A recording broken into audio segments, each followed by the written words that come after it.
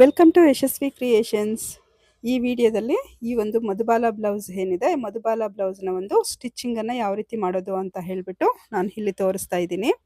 ಈ ಒಂದು ಬ್ಲೌಸನ್ನು ಒಂದು ಕಟಿಂಗ್ ವಿಡಿಯೋ ಸಹ ನಾನು ಆಲ್ರೆಡಿ ಅಪ್ಲೋಡ್ ಮಾಡಿದ್ದೀನಿ.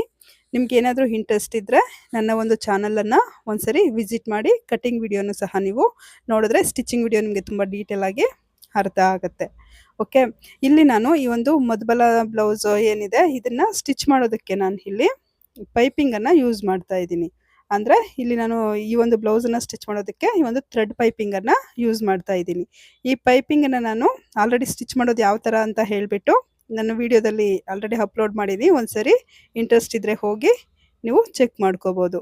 ಇಲ್ಲಿ ಸಿಂಗಲ್ ಫೂಟನ್ನು ಹಾಕ್ಕೊಂಡು ನೋಡಿ, ಈ ಥರ ನಾನು ವಿಡಿಯೋದಲ್ಲಿ ಯಾವ ಥರ ತೋರಿಸ್ತಾ ಇದ್ದೀನಿ, ಕ್ಲಾತ್ ಮೇಲೆ ಈ ಥರ ಪೈಪಿಂಗನ್ನು ಇಟ್ಕೊಂಡು ನೋಡಿ ಈ ಥರ ಸ್ಟಿಚ್ ಮಾಡಿಕೊಂಡು ಬರಬೇಕು. ನಮಗೆ ಸ್ಟಿಚಿಂಗ್ ಅನ್ನೋದು ಥ್ರೆಡ್ ಮೇಲೆ ಅಲ್ಲದೆ ಥ್ರೆಡ್ ಪಕ್ಕದಲ್ಲೇ ಸ್ಟಿಚ್ ಬರೋ ಥರ ನೋಡಿಕೊಂಡು ನೋಡಿ ಈ ಥರ ಸ್ಟಿಚ್ ಮಾಡಿಕೊಂಡು ಬರಬೇಕು.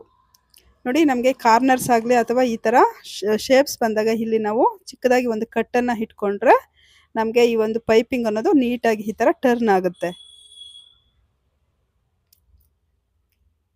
ಈ ಥರ ನಮ್ಮ ಒಂದು ಲೆಫ್ಟ್ ಹ್ಯಾಂಡಲ್ಲಿ ಲೈನಿಂಗನ್ನು ಮೂವ್ ಮಾಡಿಕೊಂಡು, ಲೈನಿಂಗ್ ನಾವು ಯಾವ ಥರ ಕಟ್ ಮಾಡ್ಕೊಂಡಿದ್ದೀವಿ ಸೇಮ್ ಅದೇ ಥರ ಈ ಥರ ಇಟ್ಕೊಂಡು ಸ್ಟಿಚ್ ಮಾಡಿಕೊಂಡು ಬರಬೇಕು. ಈ ಥರ ಫುಲ್ ಎಲ್ಲ ಸ್ಟಿಚ್ ಮಾಡ್ಕೊಂಡು ಆದಮೇಲೆ ನೋಡಿ ಈ ಥರ ಕಾಣಿಸ್ತಾ ಇದೆಯಲ್ವಾ, ಈಗ ಇದನ್ನು ನಾವು ಒರಿಜಿನಲ್ ಕ್ಲಾತ್ ಮೇಲೆ ಈ ಥರ ಇಟ್ಕೊಂಡು ಸ್ಟಿಚ್ ಮಾಡ್ಕೋಬೇಕು. ನೋಡಿ, ಒರಿಜಿನಲ್ ಕ್ಲಾತನ್ನು ನಾವು ಸೀದಾ ಹಾಕ್ಕೋಬೇಕು, ಅಂದರೆ ರೈಟ್ ಸೈಡ್ಗೆ ಹಾಕ್ಕೊಂಡು ಈ ಒಂದು ಲೈನಿಂಗನ್ನು ಈ ರೀತಿ ಅದ್ರ ಮೇಲೆ ಈ ಥರ ಪ್ಲೇಸ್ ಮಾಡಿಕೊಂಡು ಕರೆಕ್ಟಾಗಿ ಒಂದ್ಸರಿ ಸೆಟ್ ಮಾಡಿಕೊಂಡು ನೋಡಿ ಈ ಥರ ಸ್ಟಿಚ್ ಮಾಡಿಕೊಂಡು ಬರಬೇಕು. ಮೊದಲು ನಾವು ಏನು ಸ್ಟಿಚ್ ಮಾಡಿದ್ದೀವಲ್ವಾ ಸೇಮ್ ಅದೇ ಸ್ಟಿಚ್ ಮೇಲೆ ನಮಗೆ ಈಗ ಸ್ಟಿಚಿಂಗ್ ಅನ್ನೋದು ಬರಬೇಕು.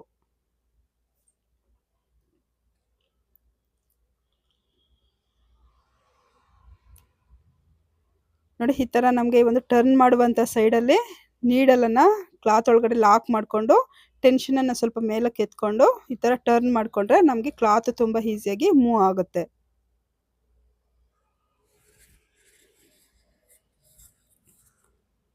ಕೊನೆವರೆಗೂ ನೀಟಾಗಿ ಈ ಥರ ಕ್ಲಾತನ್ನು ನೀಟಾಗಿ ಅಡ್ಜಸ್ಟ್ ಮಾಡಿಕೊಂಡು ಸ್ಟಿಚ್ ಮಾಡಿಕೊಂಡು ಬರಬೇಕು.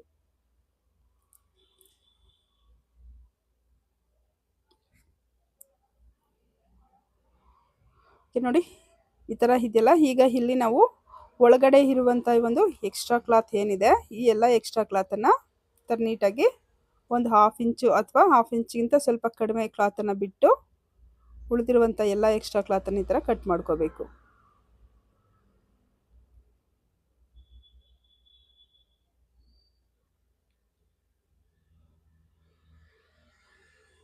ಈ ಥರ ಕಟ್ ಮಾಡ್ಕೊಂಡು ಆದಮೇಲೆ ಇಲ್ಲಿ ನಮಗೆ ಇಲ್ಲಿ ನೋಡಿ ಈ 1/2 ಇಂಚ್ ಬಿಟ್ಟಿದ್ದೀವಲ್ವ, ಇಲ್ಲಿ ಈ ಥರ ಚಿಕ್ಕ ಚಿಕ್ಕದಾಗಿ ಈ ಥರ ಕಟ್ಸನ್ನು ಹಾಕ್ಕೋಬೇಕು. ಈ ಥರ ಕಟ್ಸನ್ನು ಹಾಕ್ಕೊಳ್ಳೋದ್ರಿಂದ ಏನಾಗುತ್ತೆ ಅಂತಂದರೆ ನಮಗೆ ಈ ಥರ ಟರ್ನ್ ಮಾಡಿಕೊಂಡು ನಾವು ಸ್ಟಿಚ್ ಮಾಡಿದಾಗ ಸಣ್ಣ ಸಣ್ಣದಾಗಿ ಕೆಲವೊಂದು ರಿಂಕಲ್ಸ್ ಕ್ರಿಯೇಟ್ ಆಗಿಬಿಡುತ್ತೆ. ಆ ಥರ ರಿಂಕಲ್ಸ್ ಬರಬಾರ್ದು ಅಂತಂದರೆ ನಾವು ಈ ಥರ ಡೆಫಿನೆಟಾಗಿ ಸಣ್ಣದಾಗಿ ಕಟ್ ಮಾಡಿಕೊಂಡ್ರೆ ನಮಗೆಲ್ಲೂ ರಿಂಕಲ್ಸ್ ಅನ್ನೋದು ಕ್ಲಾತಲ್ಲಿ ಬರೋದಿಲ್ಲ. ಈ ಥರ ಕಟ್ ಮಾಡ್ಕೊಂಡು ಆದಮೇಲೆ ಈಗ ಇದನ್ನು ಟರ್ನ್ ಮಾಡ್ಕೋಬೇಕು.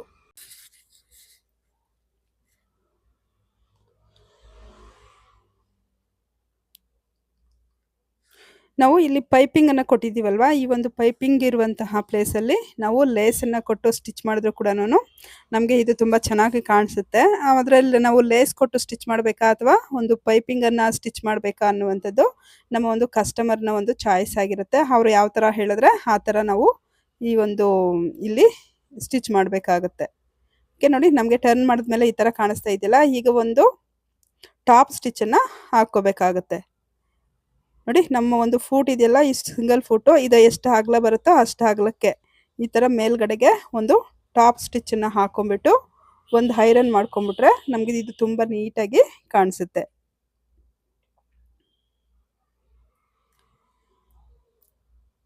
ಈ ಥರ ಟರ್ನ್ ಆಗುವಂಥ ಕಡೆಗಳಲ್ಲಿ ನಾವು ನೀಡ್ಲಿಂದ ಕ್ಲಾತ್ನ ಲಾಕ್ ಮಾಡಿಕೊಂಡೆ ಟರ್ನ್ ಮಾಡ್ಕೋಬೇಕು. ಇಲ್ಲ ಅಂತಂದರೆ ನಮಗೆ ಇದು ನೀಟಾಗಿ ಸ್ಟಿಚ್ ಮಾಡೋಕ್ಕೆ ಕಷ್ಟ ಆಗುತ್ತೆ ಸ್ವಲ್ಪ.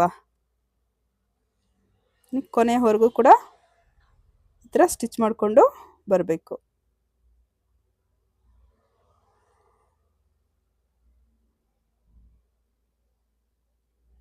ನೋಡಿ ಈ ಥರ ಇದೆಯಲ್ವಾ.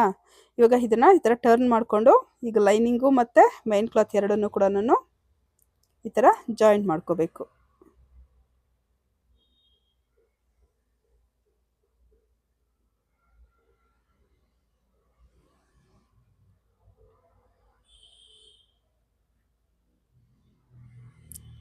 ಎರಡನ್ನೂ ಕರೆಕ್ಟಾಗಿ ಎಲ್ಲೂ ಕೂಡ ಮೇನ್ ಕ್ಲಾತಲ್ಲಿ ನಮಗೆ ರಿಂಕಲ್ಸ್ ಬರದೇ ಇರೋ ಥರ ಕ್ಲಾತನ್ನು ನೀಟಾಗಿ ಸೆಟ್ ಮಾಡಿಕೊಂಡು ಈ ಥರ ಸ್ಟಿಚ್ ಮಾಡ್ಕೋಬೇಕಾಗತ್ತೆ. ಇನ್ ಕೇಸ್ ನಿಮ್ಗೆ ಈ ಥರ ಸ್ಟಿಚ್ ಮಾಡೋಕ್ಕಾಗಲ್ಲ ಅಂತಂದರೆ ಗಮ್ಮನ್ನು ಇಟ್ಕೊಂಡು ಐರನ್ ಮಾಡಿದ್ರೆ ನಮಗೆ ನೀಟಾಗಿ ಸೆಟ್ ಆಗಿಬಿಡುತ್ತೆ.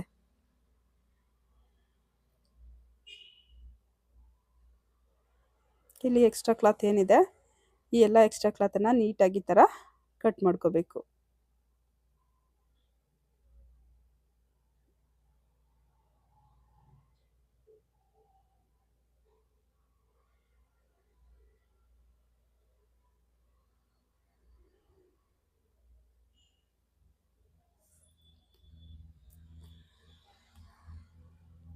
ನೋಡಿ ಇದೆಲ್ಲ ಈಗ ನಮಗೆ ಈ ಒಂದು ಪಾರ್ಟ್ ರೆಡಿ ಆಯ್ತಲ್ವಾ. ಇವಾಗ ಇದನ್ನು ನಾವು ಸೈಡ್ಗೆ ಇಟ್ಬಿಟ್ಟು ನೆಕ್ಸ್ಟು ಈಗ ಫ್ರಂಟಲ್ಲಿ ನಮಗೆ ಮಧುಬಾಲ ಶೇಪ್ ಏನು ಕಟ್ ಮಾಡ್ಕೊಂಡಿದ್ದೀವಿ ಅದನ್ನು ನಾವು ರೆಡಿ ಮಾಡ್ಕೋಬೇಕಾಗತ್ತೆ. ನೋಡಿ ಇಲ್ಲಿ ನೆಕ್ ಹತ್ರ ನಾವು ಥ್ರೆಡ್ ಪೈಪಿಂಗನ್ನು ಸ್ಟಿಚ್ ಮಾಡ್ಕೋಬೇಕು. ಇಲ್ಲಿ ನಾವು ಎಕ್ಸ್ಟ್ರಾ ಒಂದು 1/2 ಇಂಚು ಈ ಕಡೆಗೆ ಈ ಥರ ಬಿಟ್ಬಿಟ್ಟು ಆವಾಗಲೇ ಎಲ್ಲ ನಾವು ಯಾವ ಥರ ಸ್ಟಿಚ್ ಮಾಡ್ಕೊಂಡ್ವಿ ಅಲ್ವಾ ಪೈಪಿಂಗನ್ನು ಸೇಮ್ ಅದೇ ಥರ ಈ ಥರ ಸ್ಟಿಚ್ ಮಾಡಿಕೊಂಡು ನಮಗೆ ಈ ಟರ್ನ್ ಆಗುವಂಥ ಕಡೆಗಳಲ್ಲಿ ಈ ಥರ ಕಟ್ಸನ್ನು ಇಟ್ಕೊಂಡು ಏನು ಮಾಡ್ಕೋಬೇಕು, ನೀಡಲನ್ನು ಕ್ಲಾತಲ್ಲಿ ಲಾಕ್ ಮಾಡಿಕೊಂಡು ಈ ಥರ ಕ್ಲಾತನ್ನು ತಿರುಗಿಸ್ಕೊಂಡು ಸ್ಟಿಚ್ ಮಾಡ್ಕೋಬೇಕು.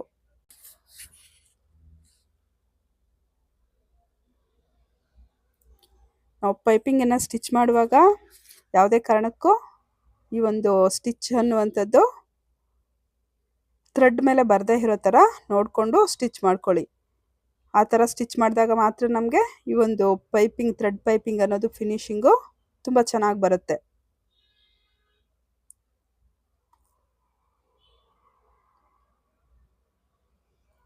ಈಗ ಈ ಕಡೆಗೆ ಸಹ ಒಂದು 1/2 ಇಂಚ್ ಎಕ್ಸ್ಟ್ರಾ ಬಿಟ್ಬಿಟ್ಟು ಈ ಥರ ಕಟ್ ಮಾಡ್ಕೋಬೇಕು. ಈಗ ಈ ಒಂದು ಒರಿಜಿನಲ್ ಕ್ಲಾತ್ ಇದೆಯಲ್ಲ, ಈ ಒಂದು ಒರಿಜಿನಲ್ ಕ್ಲಾತನ್ನು ಈ ರೀತಿ ನಾವು ರೈಟ್ ಸೈಡ್ ಮೇಲಕ್ಕೆ ಬರೋ ಥರ ಹಾಕ್ಕೊಂಡು ಅದ್ರ ಮೇಲೆ ಲೈನಿಂಗನ್ನು ಈ ಥರ ಉಲ್ಟಾ ಹಾಕ್ಕೋಬೇಕು. ಉಲ್ಟಾ ಹಾಕ್ಕೊಂಡು ನಾವು ಆಗಲೇ ಏನು ಪೈಪಿಂಗ್ ಸ್ಟಿಚ್ ಮಾಡ್ಕೊಂಡಿದ್ದೀವಲ್ವ ಸೇಮ್ ಆ ಪೈಪಿಂಗ್ ಮೇಲೇ ಆ ಸ್ಟಿಚ್ ಮೇಲೇ ಸ್ಟಿಚ್ ಬರೋ ಥರ ಈ ಥರ ನಿಧಾನಕ್ಕೆ ಸ್ಟಿಚ್ ಮಾಡಿಕೊಂಡು ಬರಬೇಕು. ಬಿಗ್ನರ್ಸ್ಗಾದರೆ ಪೈಪಿಂಗನ್ನು ಫಸ್ಟ್ ಪೈಪಿಂಗನ್ನ ಸ್ಟಿಚ್ ಮಾಡೋದು ಸ್ವಲ್ಪ ಕಷ್ಟ ಆಗುತ್ತೆ. ಪ್ರಾಕ್ಟೀಸ್ ಅಂತೂ ತುಂಬಾ ಇಂಪಾರ್ಟೆಂಟು. ನೀವು ಪದೇ ಪದೇ ಪ್ರಾಕ್ಟೀಸ್ ಮಾಡಿದಾಗ ಮಾತ್ರ ಈ ಒಂದು ಪೈಪಿಂಗನ್ನು ಸ್ಟಿಚ್ ಮಾಡೋದು ಬರುತ್ತೆ. ಇಲ್ಲ ಅಂತಂದರೆ 1 ಸರಿ 2 ಸರಿ ಮಾಡಿ ನನಗೆ ಬರಲ್ಲ ಅಂತಂದರೆ ಖಂಡಿತ ಬರೋದಿಲ್ಲ.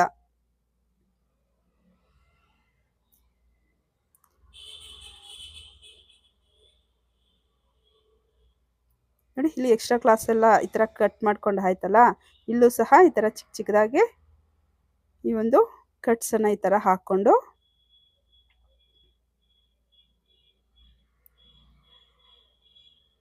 ಈಗ ಇದನ್ನು ಈ ಥರ ಟರ್ನ್ ಮಾಡ್ಕೋಬೇಕು.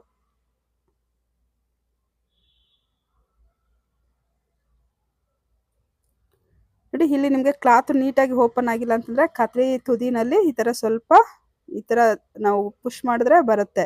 ಇಲ್ಲಾಂತಂದರೆ ಸೂಜಿ ತಗೊಂಡು ಸೂಜಿದಲ್ಲಿ ಬೇಕಾದರೂ ನಾವು ಈ ಒಂದು ಕ್ಲಾತ್ನ ಈ ಥರ ಹೊರಗಡೆಗೆ ತೆಗಿಬೋದು.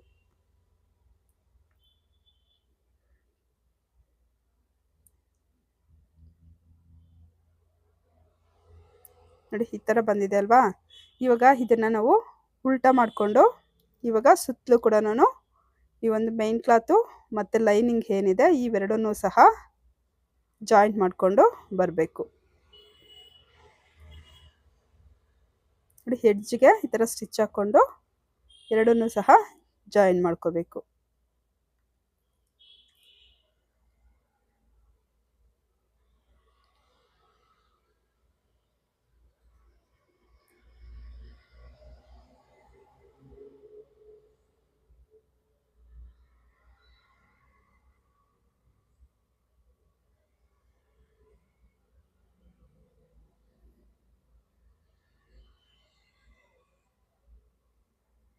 ನೋಡಿ ಎಕ್ಸ್ಟ್ರಾ ಕ್ಲಾತ್ ಎಲ್ಲ ಏನಿದೆ ಆ ಎಕ್ಸ್ಟ್ರಾ ಕ್ಲಾತನ್ನೆಲ್ಲ ನೀಟಾಗಿ ಈ ಥರ ಕಟ್ ಮಾಡ್ಕೋಬೇಕು.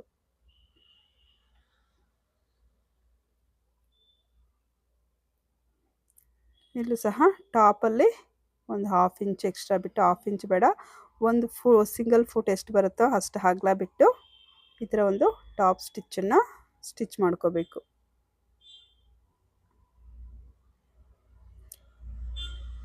ನಾವು ಪೈಪಿಂಗ್ ಎಲ್ಲ ಸ್ಟಿಚ್ ಮಾಡಿದಾಗ ಐರನ್ ಮಾಡಿದ್ರೆ ಲುಕ್ ತುಂಬ ಚೆನ್ನಾಗಿ ಬರುತ್ತೆ.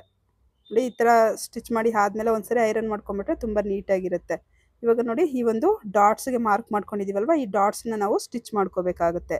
ಈ ಡಾಟ್ಸನ್ನ ನಾವು ಸ್ಟಿಚ್ ಮಾಡ್ಕೊಂಡಾಗ ಈ ಥರ ಸ್ಟ್ರೈಟಾಗಿ ಅಲ್ದೇನೆ ನೋಡಿ ಸ್ವಲ್ಪ ಕ್ರಾಸಾಗಿ ನೋಡಿ ಈ ಥರ ಕ್ರಾಸಾಗಿ ನಾವು ಸ್ಟಿಚ್ ಮಾಡಿಕೊಂಡ್ರೆ ನಮಗೆ ಫ್ರಂಟ್ ಪಾರ್ಟಲ್ಲಿ ಈ ತುದಿಲಿ ಚೂಪಾಗಿ ಅಲ್ದೇನೆ ರೌಂಡ್ ಶೇಪಾಗಿ ನಮಗೆ ತುಂಬ ನೀಟಾಗಿ ಬರುತ್ತೆ.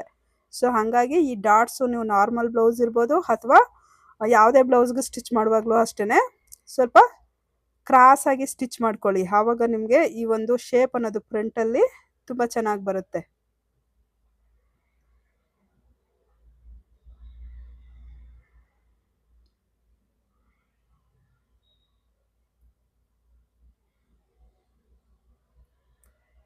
ನೋಡಿ ಈಗ ಈ ಥರ ರೆಡಿ ಆಗಿದೆಯಲ್ವಾ, ಇವಾಗ ಇದಕ್ಕೆ ನಾವು ಸುತ್ತಲೂ ಓವರ್ಲಾಕ್ ಇದ್ದರೆ ಓವರ್ಲಾಕನ್ನು ಮಾಡ್ಕೊಂಬಿಟ್ರೆ ನೋಡಿ ಈ ಥರ ನೀಟಾಗಿ ಕಾಣಿಸುತ್ತೆ. ಇವಾಗ ನೋಡಿ ಒಂದು 1/2 ಇಂಚ್ ಎಕ್ಸ್ಟ್ರಾ ನಾವು ಈಗ ಶೇಪ್ ಬೆಲ್ಟ್ ಏನು ಸ್ಟಿಚ್ ಮಾಡ್ಕೊಂಡಿದ್ದೀವಲ್ವ, ಈ ಶೇಪ್ ಬೆಲ್ಟಲ್ಲಿ ಈ ರೀತಿ 1/2 ಇಂಚ್ ಕರೆಕ್ಟಾಗಿ ನಾವು ಸ್ಟಿಚ್ಚಿಂಗೋಸ್ಕರ ಎಷ್ಟು ಬಿಟ್ಟಿದ್ದೀವೋ ಅಷ್ಟಕ್ಕೆ ನೋಡಿಕೊಂಡು ಸುತ್ತಲೂ ಕೂಡ ಈ ಥರ ಪಿನ್ಸನ್ನು ಹಾಕ್ಕೋಬೇಕು. ನಾವು ಏನಾದರೂ ಇಲ್ಲಿ ನಮಗೆ ಕ್ಲಾತ್ ಎಕ್ಸ್ಟ್ರಾ ಇದೆ ಅಂತ ಹೇಳಿಬಿಟ್ಟು ನಾವು ಸ್ವಲ್ಪ ಜಾಸ್ತಿ ಇದು ಈ ಕಡೆ ಬಿಟ್ಬಿಟ್ಟು ಏನಾದರೂ ಸ್ಟಿಚ್ ಮಾಡಿಬಿಟ್ಟಿದ್ದೀವಿ ಅಂತಂದರೆ ನಮಗೆ ಫ್ರಂಟಲ್ಲಿ ಟೈಟ್ ಆಗಿಬಿಡುತ್ತೆ. ಹಾಗಾಗಿ ನಾವು 1/2 ಇಂಚ್ ಅಷ್ಟೇ ಇಲ್ಲಿ ಎಕ್ಸ್ಟ್ರಾ ಬಿಟ್ಟಿರೋದ್ರಿಂದ 1/2 ಇಂಚ್ಗೆ ಈ ಥರ ಪಿನ್ಸನ್ನು ಹಾಕ್ಕೊಂಡು 1/2 ಇಂಚ್ಗೆ ನಾವು ಸ್ಟಿಚ್ ಮಾಡ್ಕೋಬೇಕಾಗುತ್ತೆ.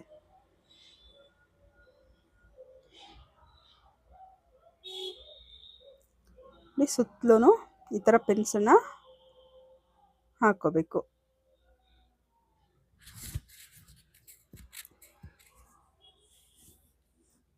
ನೋಡಿ ಈಗ ಇಲ್ಲಿ ಸ್ಟಾರ್ಟಿಂಗಲ್ಲಿ ಸ್ವಲ್ಪ ರಫ್ ಸ್ಟಿಚ್ಚನ್ನ ಹಾಕ್ಕೊಂಡು ಎರಡನ್ನು ಜಾಯಿನ್ ಮಾಡ್ತಾ ಸ್ಟ್ರೈಟಾಗಿ ಈ ಥರ ಸ್ಟಿಚ್ ಮಾಡಿಕೊಂಡು ಬರಬೇಕು. ನಮಗೆ ಸ್ಟಿಚ್ಚಿಂಗ್ ಅನ್ನೋದು ಪೈಪಿಂಗ್ ಮೇಲೆ ಬರದೇ ಇರೋ ಥರ ನೋಡಿಕೊಂಡು ಪೈಪಿಂಗ್ ಪಕ್ಕದಲ್ಲೇ ಸ್ಟಿಚ್ ಬರೋ ಥರ ಸ್ಟಿಚ್ಚಿಂಗನ್ನು ಮಾಡಬೇಕು.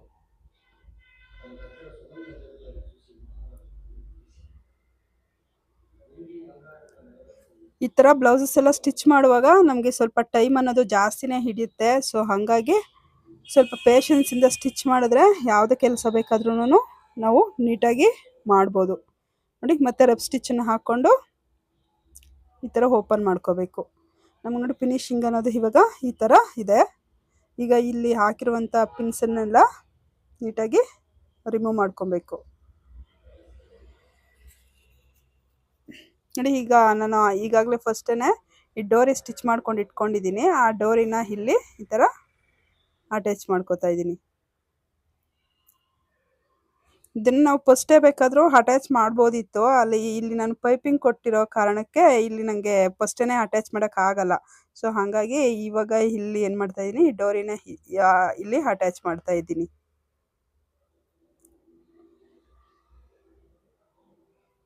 ಈಗ ನಾವು ಸೊಂಟದ ಹತ್ರ ಪೈಪಿಂಗನ್ನು ಕೊಡಬೇಕಲ್ವಾ, ನೋಡಿ ಅದಕ್ಕೆ ನೋಡಿ ಪೈಪಿಂಗನ್ನು ಈ ಥರ ಇಟ್ಕೊಂಡು ಈ ಮೆಥಡಲ್ಲೂ ಕೂಡ ನಾವು ಪೈಪಿಂಗನ್ನು ಸ್ಟಿಚ್ ಮಾಡ್ಕೋಬೋದು. 1/2 ಇಂಚು ಕೆಳಗಡೆಗೆ ಎಕ್ಸ್ಟ್ರಾ ಬಿಟ್ಬಿಟ್ಟು ನೋಡಿ ಈ ಥರ ಸ್ಟಿಚ್ ಮಾಡಿಕೊಂಡು ಹೋಗಬೇಕು. ಇಲ್ಲಿ ನನಗೆ ಸ್ಟಿಚ್ಚಿಂಗ್ ಅನ್ನೋದು ಪೈಪಿಂಗ್ ಮೇಲೆ ನಾನು ಸ್ಟಿಚ್ ಮಾಡ್ತಾ ಇಲ್ಲ, ಪೈಪಿಂಗ್ ಪಕ್ಕದಲ್ಲೇ ನನಗೆ ಇಲ್ಲಿ ಸ್ಟಿಚ್ಚಿಂಗ್ ಅನ್ನೋದು ಬರ್ತಾ ಇದೆ.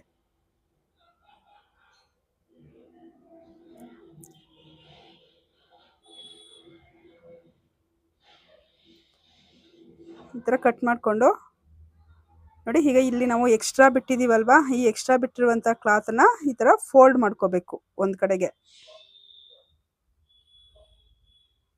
ಈ ಥರ ಫೋಲ್ಡ್ ಮಾಡಿಕೊಂಡು ಫಸ್ಟ್ ನಾವು ಸ್ಟಿಚ್ ಮಾಡ್ಕೊಂಡಿದ್ದೀವಲ್ವ ಪೈಪಿಂಗ್ ಪಕ್ಕದಲ್ಲಿ, ಆ ಪೈಪಿಂಗ್ ಪಕ್ಕದಲ್ಲೇ ಈಗ ಸ್ಟಿಚ್ಚಿಂಗನ್ನು ಹಾಕ್ಕೋಬೇಕು.